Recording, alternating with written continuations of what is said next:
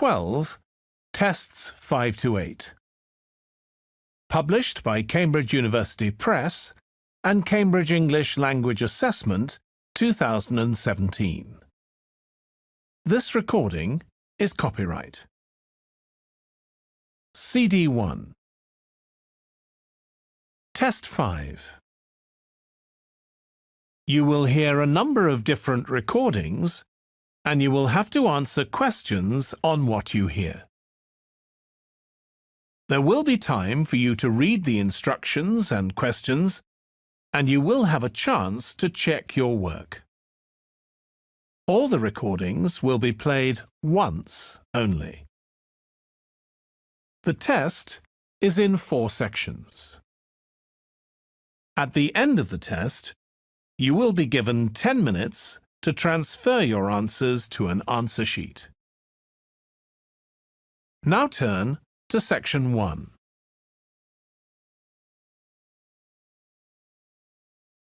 Section 1. You will hear a man inquiring in a tourist centre about activities suitable for families. First, you have some time to look at questions 1 to 4.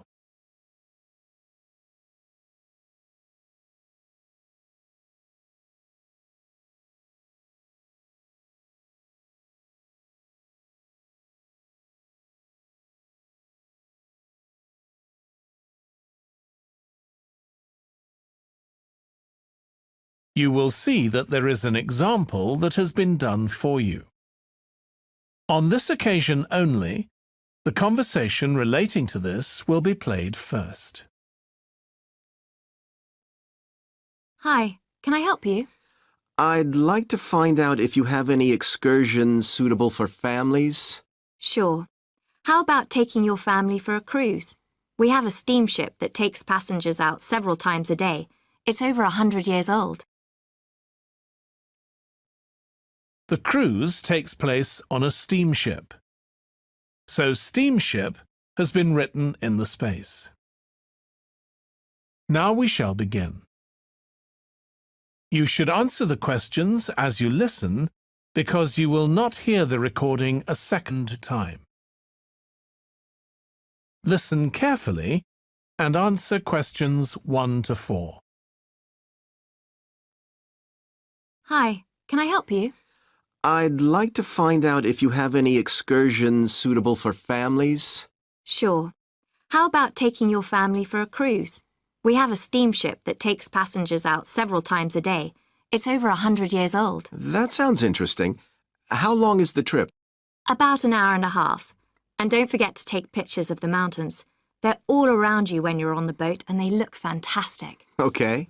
And I assume there's a cafe or something on board? Sure. How old are your children? My daughter's 15 and my son's 7. Right. Well, there are various things you can do once you've crossed the lake to make a day of it. One thing that's very popular is a visit to the country farm. You're met off the boat by the farmer and he'll take you to the holding pens where the sheep are kept. Children love feeding them. My son would love that. He really likes animals. Well, there's also a 40-minute trek round the farm on a horse if he wants. Do you think he'd manage it? He hasn't done that before. Sure. It's suitable for complete beginners. Good. And again, visitors are welcome to explore the farm on their own, as long as they take care to close gates and so on. There are some very beautiful gardens along the side of the lake which also belong to the farm. They'll be just at their best now. You could easily spend an hour or 2 there.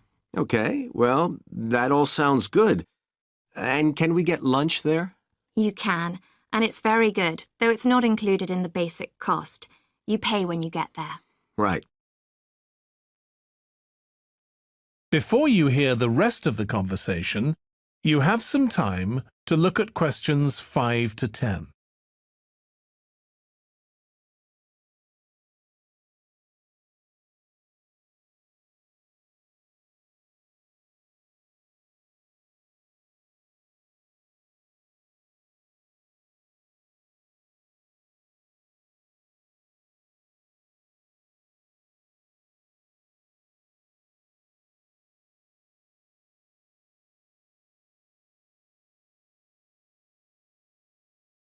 Now listen and answer questions 5 to 10. So, is there anything else to do over on that side of the lake? Well, what you can do is take a bike over on the ship and then go on a cycling trip. There's a trail there called the Back Road. You could easily spend 3 or 4 hours exploring it, and the scenery's wonderful. They'll give you a map when you get your ticket for the cruise. There's no extra charge. What's the trail like in terms of difficulty? Quite challenging in places. It wouldn't be suitable for your 7-year-old. It needs someone who's got a bit more experience. Well, my daughter loves cycling, and so do I, so maybe the two of us could go, and my wife and son could stay on the farm. That might work out quite well. But we don't have bikes here. Is there somewhere we could rent them? Yes, there's a place here in the city. It's called Ratcheson's. I'll just make a note of that. How do you spell it? Ratchesons.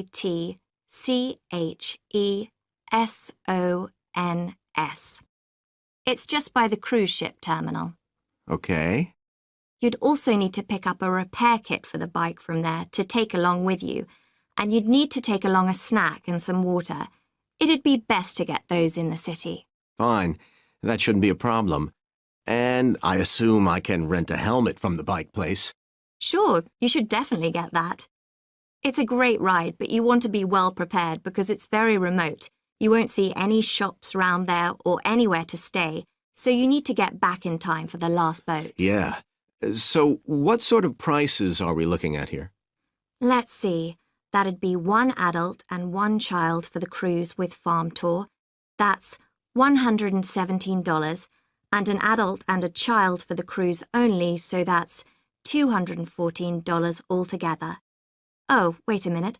How old did you say your daughter was? 15.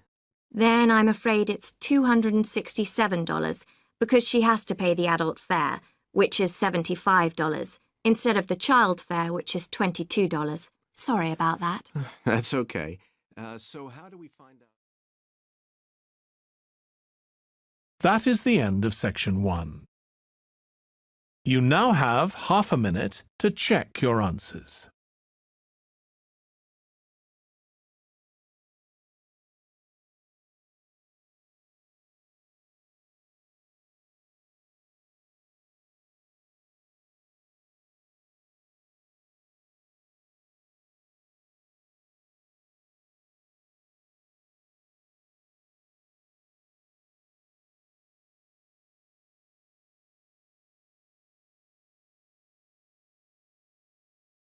Now turn to section 2.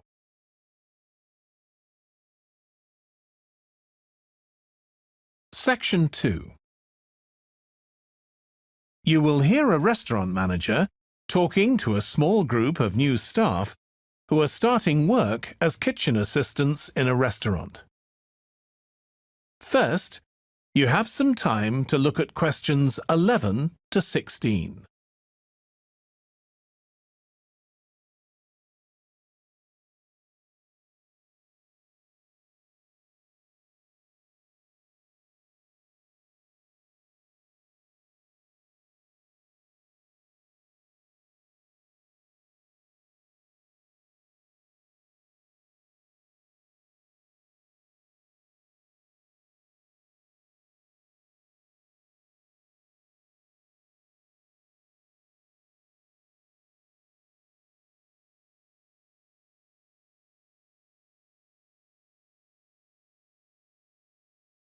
Now listen carefully and answer questions 11 to 16. Good morning, everyone. My name's Joy Parkins, and I'm the restaurant manager. And I understand that none of you have had any previous experience as kitchen assistants. Well, you might be feeling a bit nervous now, but most of our kitchen assistants say they enjoy the work. OK, they might get shouted at sometimes, but it's nothing personal. And they're pleased that they have so many different things to do, which means they never get bored. And I'll tell you straight away that if you do well, we might think about moving you up and giving you some more responsibility. Right, well, you've all shown up on time, which is an excellent start.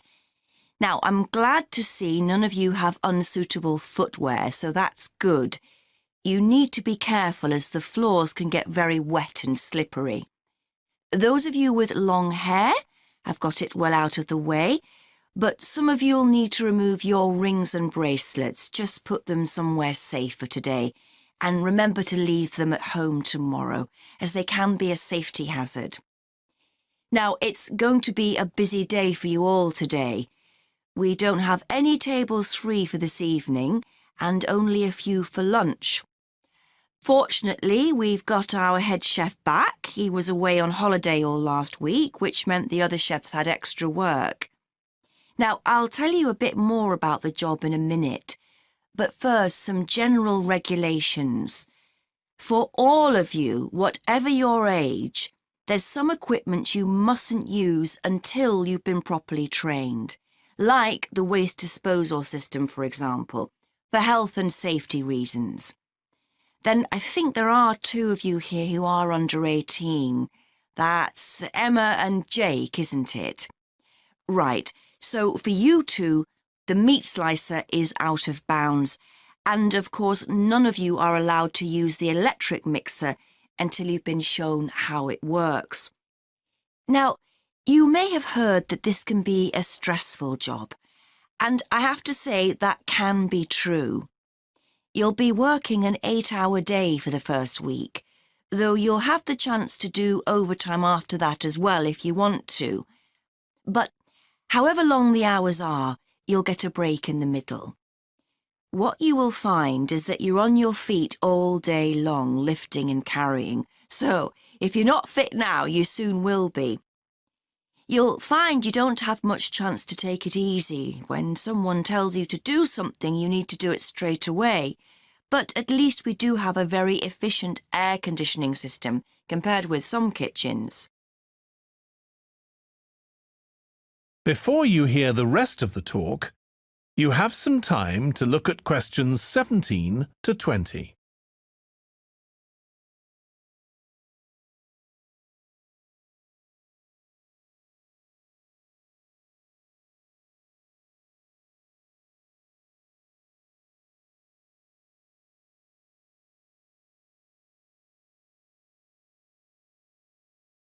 Now listen and answer questions 17 to 20. Now, let me tell you about some of the people you need to know. So, as I said, I'm Joy Parkins, and I decide who does what during the day and how long they work for. I'll be trying to get you to work with as many different people in the kitchen as possible, so that you learn while you're on the job. One person whose name you must remember is David Field.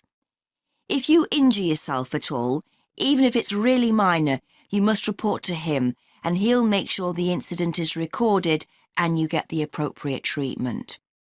He's trained to give basic treatment to staff himself, or he'll send you off somewhere else if necessary. Then there's Dexter Wills. He's the person you need to see if you smash a plate or something like that. Don't just leave it and hope no one will notice. It's really important to get things noted and replaced, or there could be problems later. And finally, there's Mike Smith. He's the member of staff who takes care of all the stores of perishables. So if you notice we're getting low in flour or sugar or something, make sure you let him know so he can put in an order. OK, now the next thing we need to cover. That is the end of section 2. You now have half a minute to check your answers.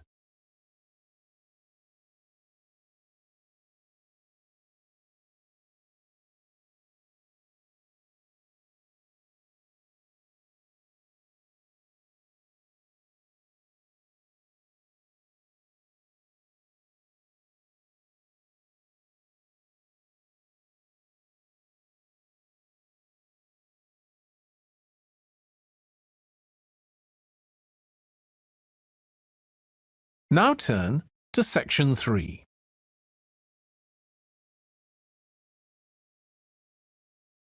Section 3. You will hear two students called Trudy and Stuart, who are both studying to be librarians, discussing a paper that they are going to write together. First, you have some time to look at questions 21 to 23.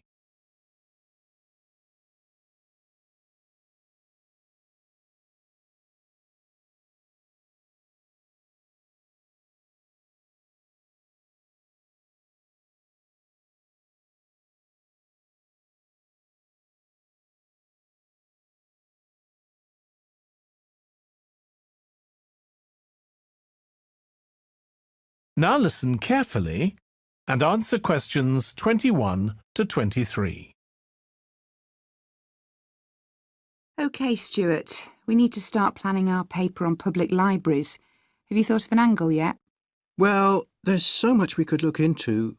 How libraries have changed over the centuries, for instance, or how different countries organise them. What do you think, Trudy?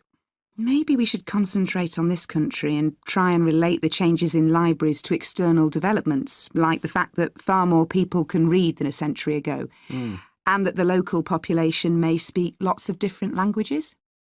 We could include something about changes in the source of funding too. Yes, but remember we're only supposed to write a short paper, so it's probably best if we don't go into funding in any detail. Right. Well, shall we just brainstorm a few ideas to get started? OK.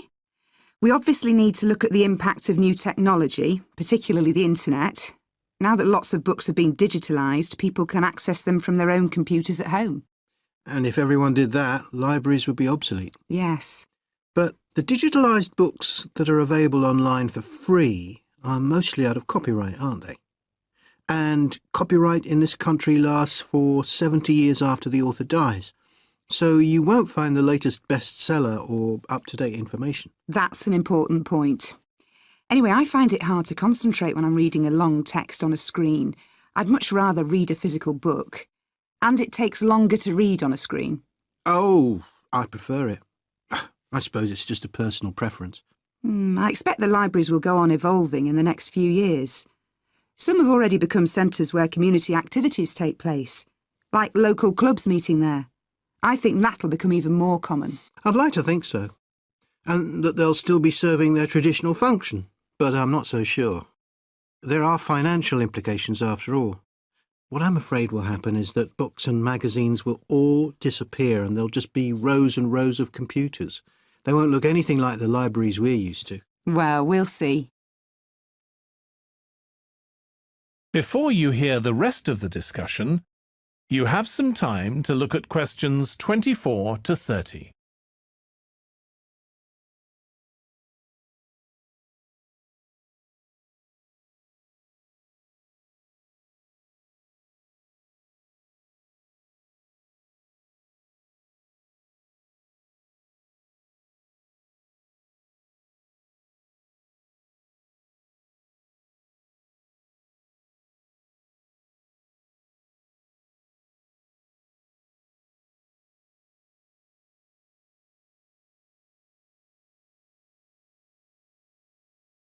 Now listen and answer questions 24 to 30.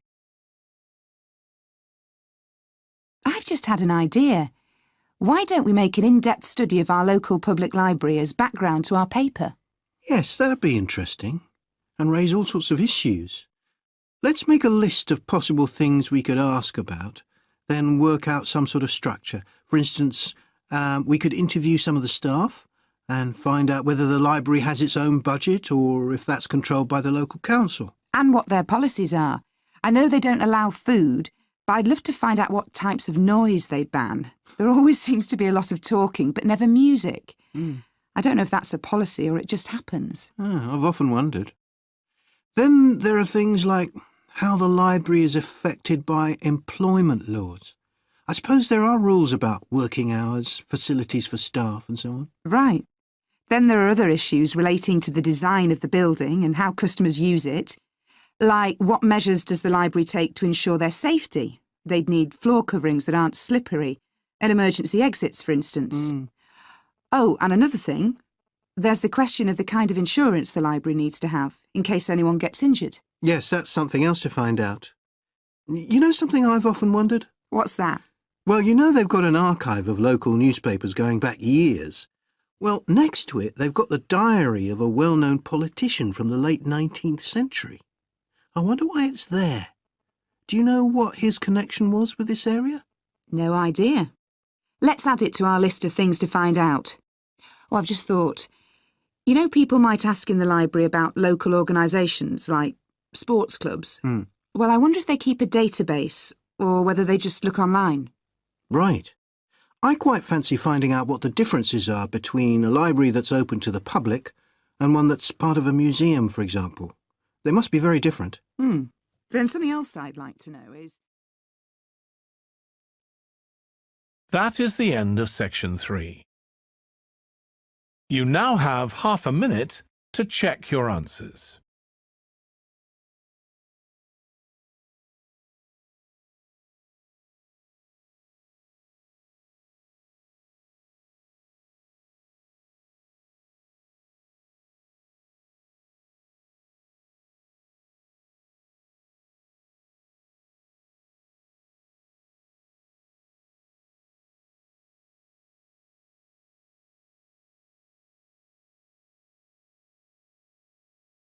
Now turn to section 4.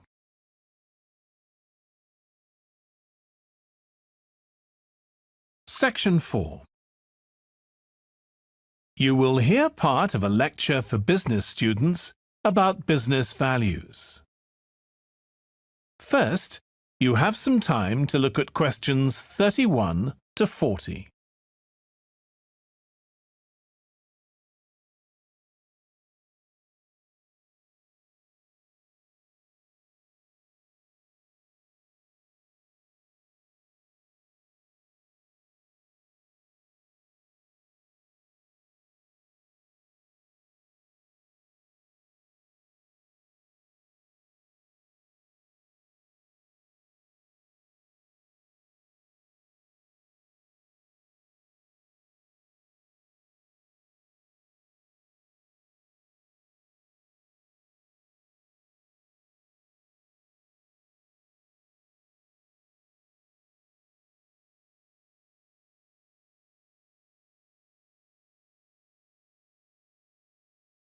Now listen carefully and answer questions 31 to 40. In public discussion of business, we take certain values for granted. Today, I'm going to talk about 4 of them: collaboration, hard work, creativity, and excellence. Most people would say they're all good things. I'm going to suggest that's an oversimple view. The trouble with these values is that they're theoretical concepts, removed from the reality of day-to-day business. Pursue values by all means, but be prepared for what may happen as a result. They can actually cause damage, which is not at all the intention. Business leaders generally try to do the right thing, but all too often the right thing backfires if those leaders adopt values without understanding and managing the side effects that arise. The values can easily get in the way of what's actually intended. Okay, so the first value I'm going to discuss is collaboration. Let me give you an example. On a management training course I once attended, we were put into groups and had to construct a bridge across a stream, using building blocks that we were given. The rule was that everyone in the team had to move at least one building block during the construction. This was intended to encourage teamwork. But it was really a job best done by one person. The other teams tried to collaborate on building the structure and descended into confusion, with everyone getting in each other's way. Our team leader solved the challenge brilliantly. She simply asked everyone in the team to move a piece a few centimetres to comply with the rule, and then let the person in the team with an aptitude for puzzles like this build it alone. We finished before any other team. My point is that the task wasn't really suited to team working, so why make it one? Teamwork can also lead to inconsistency, a common cause of poor sales. In the case of a smartphone that a certain company launched, one director wanted to target the business market, and another demanded it was aimed at consumers. The company wanted both directors to be involved, so gave the product a consumer-friendly name, but marketed it to companies. The result was that it met the needs of neither group. It would have been better to let one director or the other have his way, not both.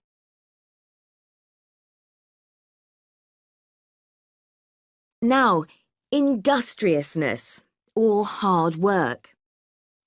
It's easy to mock people who say they work hard. After all, a hamster running around in a wheel is working hard and getting nowhere. Of course, hard work is valuable, but only when properly targeted. Otherwise, it wastes the resources that companies value most, time and energy, and that's bad for the organisation. There's a management model that groups people according to 4 criteria: clever, hard-working, stupid, and lazy.